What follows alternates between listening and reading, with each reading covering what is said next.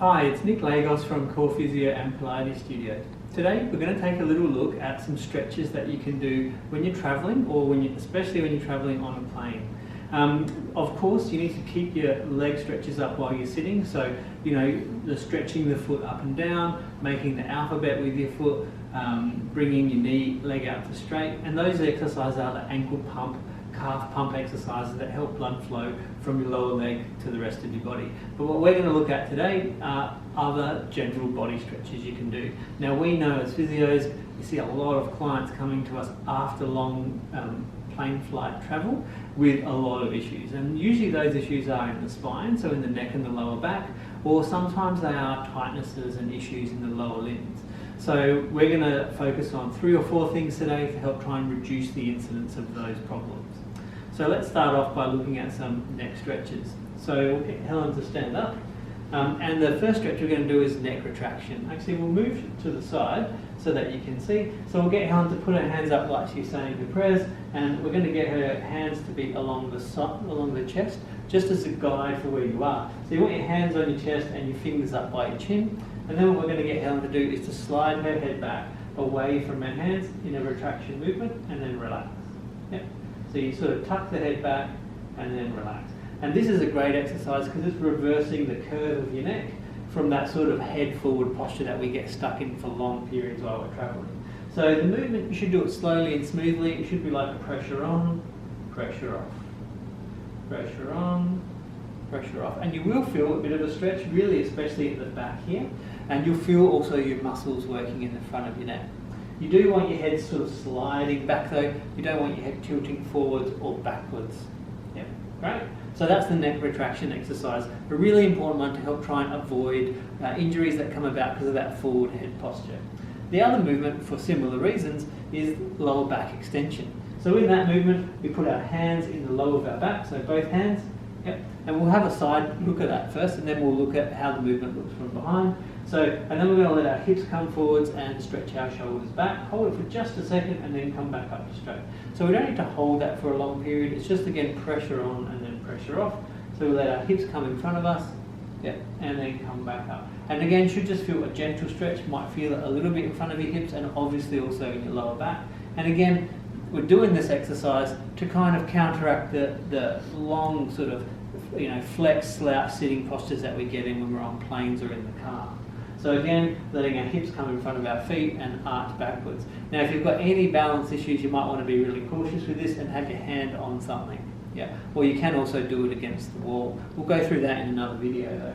So that's the back extension exercise. So looking at it from the back, so we'll get you to turn around, Helen. And so your feet are a little bit wide, like shoulder width apart, so that you're stable. And then again, let your hips come forwards and your back go backwards, just as far as you're comfy, and then come back up to straight. And your hands are just here to support you. So if you really are struggling to get your hands sort of in the lower of your back, you can put them just on the side. So you could just have your hands here, not as supportive as having your hands at the back, but if it's easier for your shoulder and it allows you to do the exercise, then that's fine, do that. Alright, so that's lower back extension. So now we will do a little sort of movement or stretch for your middle spine. So just take a seat up against the bed there, Helen. So you can do this exercise in sitting, but if you're doing it in sitting, it's nice to be in a quite high sitting position, or you can also do it in standing as well. But yeah, if you are in a sort of really low slouch seat, it is really hard to get the movement nicely to occur so that you get a good stretch. So we get up in this position and we put our hands just kind of in front of us, almost like a bit of a monkey grip, and just bring our body to the one side. So we turn our whole body to one side and then come back to the middle and then turn our whole body to the other side.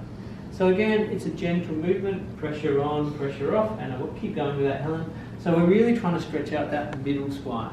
So often we get really stiff there, and it's a nice movement because you can be sort of sitting or leaning up against something, and it's pretty gentle, so we're not having to force the spine or cause any discomfort. Okay, so we've covered nearly all parts of our spine there. We've done a stretch for our neck, we've done a stretch for our middle back, and a stretch for our lower back. So now we're just going to do a very general lower limb calf stretch that also stretches out your hip flexors as well. So we'll get Helen to stand and face side on. So you can do this up against the surface so that you can hold on again if balance is an issue. And you need to put one foot behind you and one foot in front. Yeah, and you want your feet far enough apart so that when you lunge forward, you do get a bit of a stretch. So yep, and as you can see Helen doing, we're lunging forward here. We want to have the knee at the back straight. Yep, and the body staying upright. So we want our body to still stay upright and then come back off. Yep.